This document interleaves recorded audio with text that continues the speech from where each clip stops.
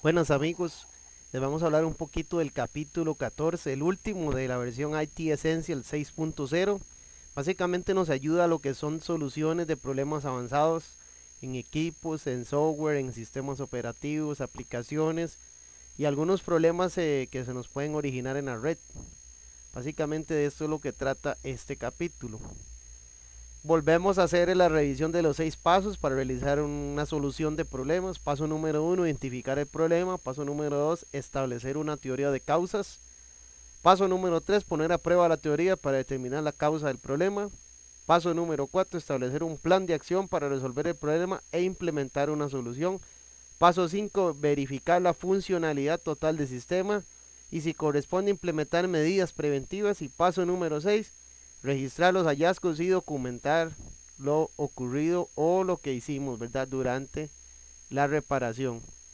El troubleshooting, como sabemos, es uno de los retos que tiene el informático. A veces es muy fácil agarrar un equipo, configurarlo cuando está nuevo, todo funciona bien.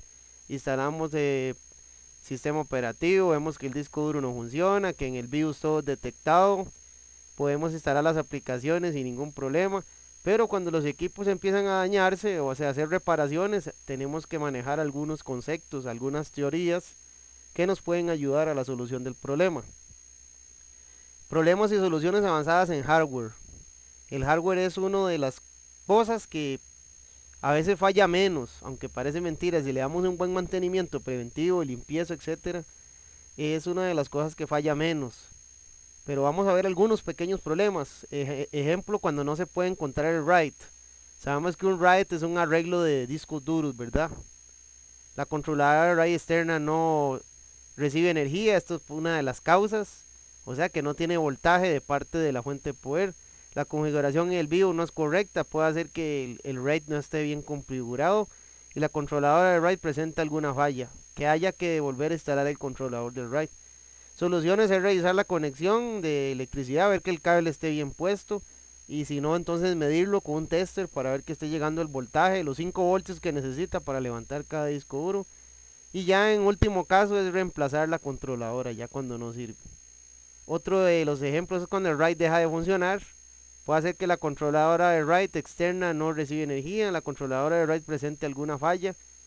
Hay que revisar la conexión de suministro de energía igualmente y si no reemplazar la controladora. La controladora sabemos que es el software que permite que ese hardware funcione.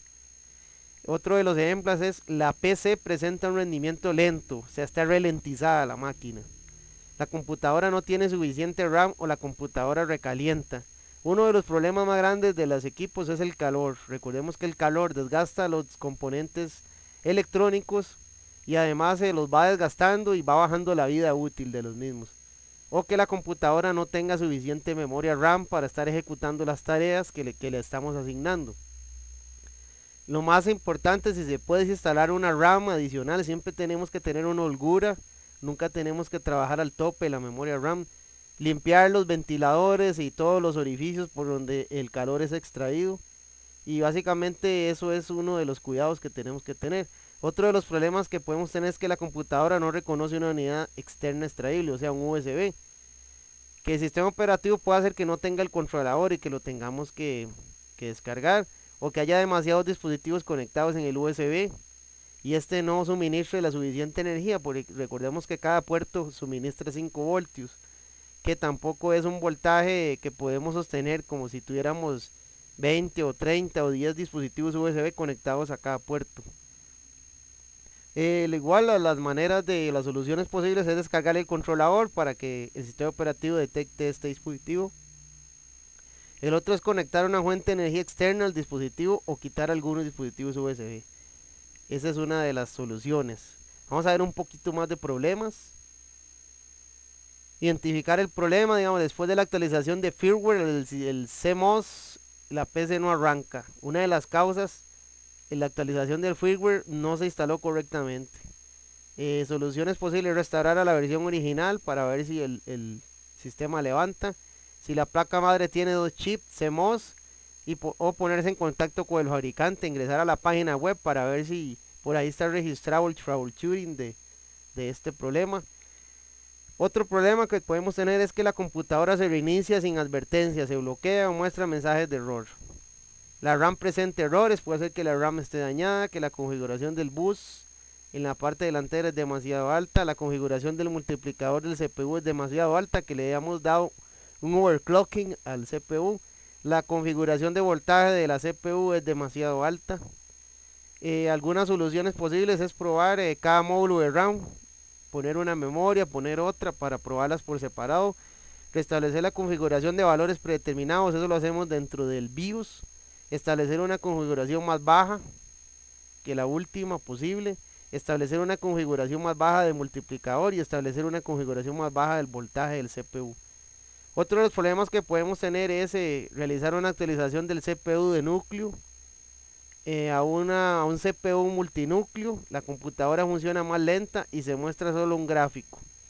El BIOS no reconoce la CPU de núcleo múltiplo, o sea, un CPU que puede hacer que tenga varios núcleos físicos y varios núcleos virtuales.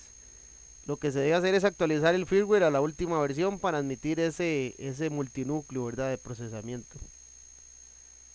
Algunos otros problemas y soluciones avanzadas de impresoras. La mayoría de impresoras lo que tienen son problemas de que puede hacer que tengan las cabezales sucios, cables en mal estado, que no tengan tinta, que el tamaño de las hojas no sea el correcto, que no estén las hojas colocadas correctamente, porque las impresoras están llenas de sensores, y si un sensor de eso nos da una mala lectura, entonces inmediatamente el software, el controlador de la impresora nos manda el mensaje, y por lo mínimo, entonces ya se nos puede bloquear.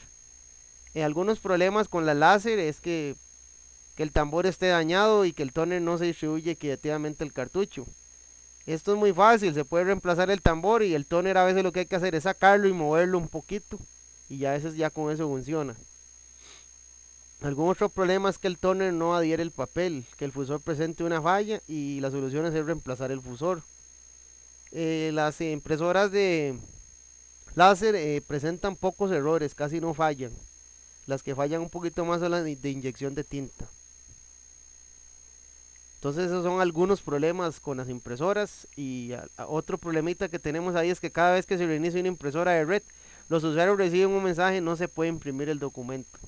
Causas probables es que la configuración de impresora está establecida como DHCP y sabemos que los dispositivos como impresoras de red deben tener una IP estática para poder administrarlo, para siempre yo poder saber que esa es la IP que va a tener ese equipo por siempre. Entonces ahí tenemos que tener cuidado y decirle al DHCP que excluya esa dirección. Esas serían las soluciones para esto. Sistemas operativos. Bueno, en los sistemas operativos hay múltiples errores que nos pueden dar. Sabemos que tenemos que conocer la secuencia de boteo de un equipo, que la secuencia es accesa el BIOS revisa que todos los dispositivos básicos para funcionar, que tenga disco duro, que tenga RAM, que tenga su sistema operativo, que tenga los dispositivos de entrada y salida necesarios. Y una vez que es confirmado esto, entonces le dice al sistema operativo, ahora sí, asuma usted, señor. Entonces esta manera como arrancan los sistemas tenemos que conocerlo. Uno de los problemas es que el POS, cuando hace el POS, o sea la revisión primaria que hace la computadora, el disco de arranque no es válido. Hay medios que no tienen un sistema operativo, entonces no vamos a encontrar un sistema para poder levantarlo. Que no se detecte el disco duro, que no se instale el sistema operativo en el disco duro, que la PC tenga un virus en el sector de arranque, eso es un gran problema. El sector de arranque es el sector 0 y el disco duro presente alguna falla. Esto estamos hablando de discos duros de magnéticos, ¿verdad? Porque los discos de estado sólido no presentan estos problemas. Básicamente lo que tenemos que hacer es revisar ese disco duro, hacerle un escaneo, utilizar el comando boottrack fix mbr de la unidad de opciones de recuperación en Windows 7, en Windows Vista y en Windows 8 y en Windows 10 lo tenemos. Ejecutar un software de eliminación de virus y reemplazar el disco duro, ya en el último caso que no podemos utilizar para discos magnéticos una aplicación que se llama Recuba para poder rescatar la información. El disco duro lo podemos sacar, colocarlo en un encapsulador y ahí extraer la información. Si tenemos algunos problemas para que Windows lo detecte, otra de las maneras es abrirlo con un Linux. El Linux a veces tiene menos problemas para abrir un disco duro dañado. Entonces hay que tratar de recuperar ese disco, ¿verdad? Que se dañó. Otro de los problemas es que el post de la computadora muestre mensajes de error.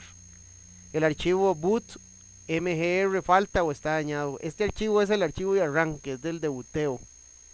Y otro de los problemas es que el orden de arranque no está establecido. Sabemos que siempre de número 1 debe estar el disco duro, donde está el sistema operativo que queremos. Tenemos que tener cuidado si tenemos un boteo dual, porque él siempre nos pregunta.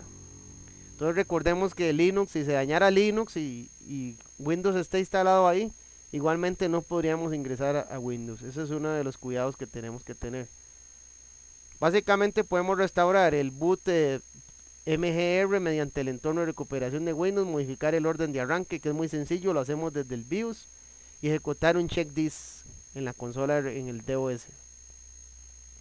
Algunos otros problemas de nuestros sistemas operativos, puede ser que no se pudo iniciar el servicio cuando inició la computadora, que no se pudo iniciar el servicio cuando puede ser que el servicio no esté habilitado, que esté en modo manual, o que el servicio se presentó en la falla que requiere otro servicio para ser habilitado. Hay servicios que son que utilizan algunos DLLs en común, entonces hay que tener cuidado porque si tenemos un servicio dañado y el que sigue necesita algunos archivos para funcionar, obviamente un servicio puede dañar el funcionamiento de otro. Otro de los problemas es que no se inició un dispositivo cuando se inició la PC. Se deshabilitó el dispositivo en la configuración de BIOS y obviamente si lo deshabilitamos entonces nunca lo va a reconocer, porque lo que no está habilitado en el BIOS para la computadora es como si no existiera.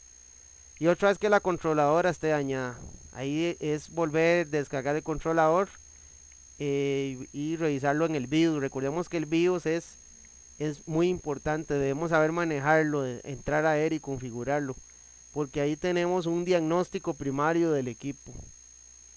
Algunos otros problemas es que la computadora se reinicia continuamente sin mostrar el escritorio. Puede hacer que la PC esté configurada para que reinicie cuando haya una falla. Se dañó un archivo de inicio. Hay que presionar F8 para entrar en modo administrador y tratar de recuperar. Algunos otros problemas en los sistemas operativos. La computadora se bloquea sin mostrar mensajes de error.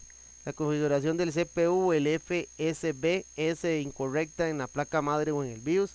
La computadora recalienta, una actualización dañó el sistema operativo. Hay una falla en el hardware.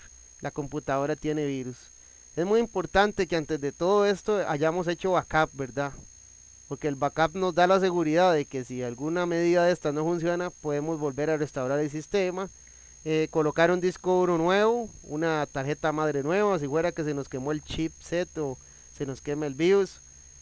Básicamente podemos utilizar algunos comandos de DOS como el check this para darle un chequeo al disco, reemplazar los dispositivos que estén defectuosos, examinar y detectar los virus y eliminarlos. No se puede instalar una aplicación, básicamente a veces es que estamos instalando una aplicación de 32 bits en una plataforma de 64 bits y obviamente no nos va a permitir. Tenemos que estar seguros de que la aplicación sea para 64 o para 32 bits y en el caso de Linux que sean para Linux, ¿verdad? Y así sucesivamente con cada sistema operativo. Esos serían algunos de los problemas en sistemas operativos. Hay muchos problemas, ¿verdad?, que nos puede dar. Cuando la computadora está muy lenta, básicamente puede hacer que esté recalentando, que se esté reiniciando, puede hacer que sea un virus, ¿verdad?, que nos esté afectando el sistema. Otro problema es que nos falte un DLL, una librería de enlace dinámico. Sabemos que Windows está construido a base de librerías de enlace dinámico y que estas a su vez le sirven a varias partes del sistema operativo que son extraídas desde el kernel, desde el núcleo, y que varias aplicaciones necesitan estos DLL para funcionar. Y si esos DLL son dañados por un virus que ingresó al sistema, entonces no vamos a tener acceso al sistema operativo. Podemos ejecutar un comando que se llama sfc scan now en modo seguro. Recordemos que para entrar a modo seguro reiniciamos y le damos F8.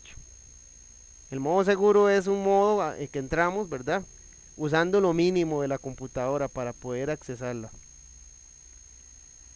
Algunos problemitas en redes. Vamos a analizar un poquito de problemas en redes. Se puede conectar una PC a un dispositivo mediante la dirección IP, pero no mediante el nombre de host. Causas que puede hacer que el nombre de host sea incorrecto o que dos máquinas se llamen igual, eso es un problema. Que la configuración de DNS sea incorrecta o que no nos esté dando el servicio de DNS, ¿verdad? Soluciones es volver a introducir el nombre de host, volver a ingresar la dirección IP, revisar lo que es el DHCP, ¿verdad? La configuración del pool de DHCP y reiniciar el servidor DNS para que nos vuelva a hacer ese proceso de conversión, ¿verdad? De direcciones IP a dominios. La computadora no obtiene o no renueva la IP en la red. Eso puede hacer que sea un problema físico, ¿verdad? Que la computadora utilice una dirección IP estática diferente, que el firewall esté bloqueando el DHCP o que esté bloqueando un rango de direcciones, que el servidor DHCP no funcione y que la NIC inalámbrica esté deshabilitada. Y si tenemos deshabilitado la tarjeta, obviamente no vamos a tener acceso. También puede hacer que el cable esté dañado, que el conector esté dañado. Es muy fácil de reparar esto, es simplemente entrar, habilitar la PC, ponerle un DHCP. Si el DHCP no funciona, le ponemos una estática para hacer una prueba con ping. Podemos darle ping hacia algún otro host. Básicamente hacer algunas pruebas de conectividad, ¿verdad? Reiniciar el servidor de DHCP y habilitar la NIC inalámbrica, o en este caso, si sea de cable o inalámbrica. Se muestra un mensaje de conflicto de direcciones IP. Este es uno de los problemas porque muchas veces los servicios de DHCP se configuran mal o por allá alguien nos pone una dirección estática y nos choca con una dirección que se le asigna a un equipo. Básicamente lo que tenemos que hacer es reiniciar la conexión. Ingresamos al DOS y le damos ipconfig/release. Este comando lo que hace es desconectarme, resetearme mi NIC, mi tarjeta de red, y después le doy ipconfig renew para que me renueve la IP. Obviamente esto es a nivel de capa 3. Si tenemos un nivel en capa 1 o capa 2, obviamente no podemos lograr algo en capa 3 y mucho menos en las siguientes capas del modelo OSI. Una PC tenga acceso a la red pero no a internet. Eso se puede dar muchas veces. Básicamente es cuando la computadora bien tiene su IP, tiene su máscara de red, correcto, pero muchas veces es que el gateway, o sea, la puerta que nos permite salir hacia otras redes o hacia internet está mal. Entonces hay que tener cuidado que ese gateway esté bien. Y lo que muchos hacemos es reiniciar nuestro modem, reiniciar nuestro router, volver a configurar el router y revisar que ese gateway esté bien y reiniciar el servicio de DNS, que también es algo que nos puede dar problemas. Algunos otros problemas es que la dirección IP obtuvo una 169.264. Esta es una dirección que se recibe automáticamente, pero eso nos quiere decir que el servicio de DHCP no está funcionando.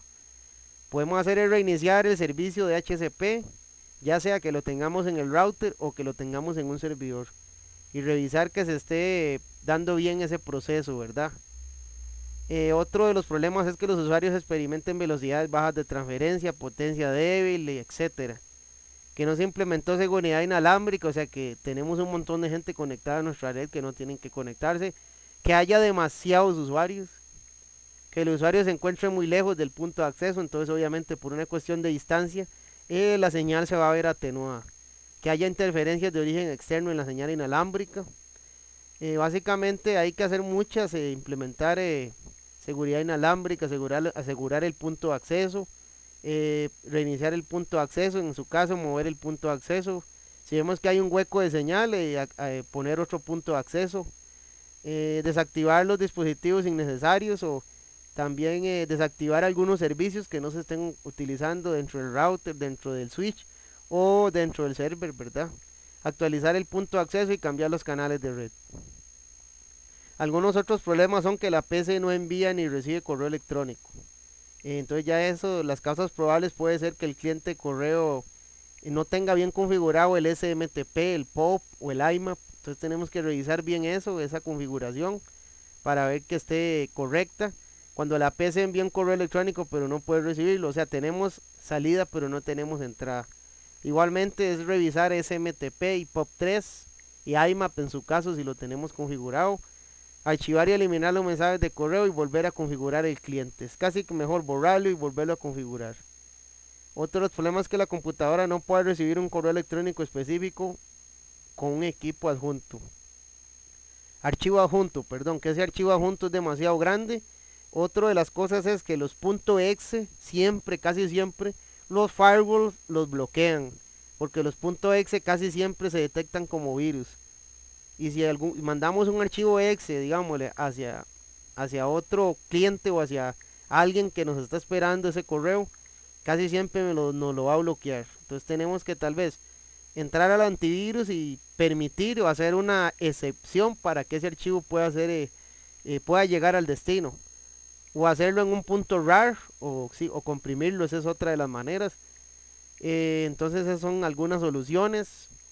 Que el usuario no pueda acceder al servidor FTP. Como sabemos, el servidor FTP es el servidor de descargas. Podemos subir y bajar información. Una vez que el firewall me tenga bloqueado el puerto 20 y 21, que son los puertos FTP. El puerto 20 es administrativo y el puerto 21 es el de transferencia de datos, para que nos quede claro. El firewall de Windows bloquea el FTP. Se llegó a la cantidad máxima de usuarios, etcétera. Son algunos de los problemas. Algunos otros problemas es que la PC pueda hacer ping a una dirección IP, pero no a un nombre de host, como lo vimos anteriormente. Es introducir el nombre de host correcto, configurar el DNS, etcétera. Ahí tenemos algunas otras características. Ahora vemos la parte de seguridad, que es muy importante. Problemas y soluciones avanzadas de malware. Que durante el arranque se cambió, modificó el MBR. Es que un virus ingresó al sector de arranque. Y el sector de arranque, si lo tenemos dañado, ahí donde están los archivos del kernel del sistema operativo, vamos a tener problemas. Tenemos que muchas veces podemos generar un disco de arranque para poder rescatar la computadora. Algunos otros problemas de seguridad es que al iniciar una computadora con Windows 7 Vista 8 o 10, nos mande un mensaje que diga precaución, este disco duro puede estar infectado con virus. Puede hacer que efectivamente el virus haya dañado el disco de arranque. Básicamente es arrancar la PC desde los medios de instalación, en la pantalla instalar Windows, seleccionar reparar el equipo. El problema de reparar el equipo es que si no hemos hecho un backup lo perdemos, ¿verdad? Entonces tenemos que tener eso en consideración. Una PC con Windows 7 no arranca, puede ser que el virus dañó el sistema operativo. Obviamente si ya tenemos muy dañado el disco, lo correcto sería hacer una instalación limpia desde cero.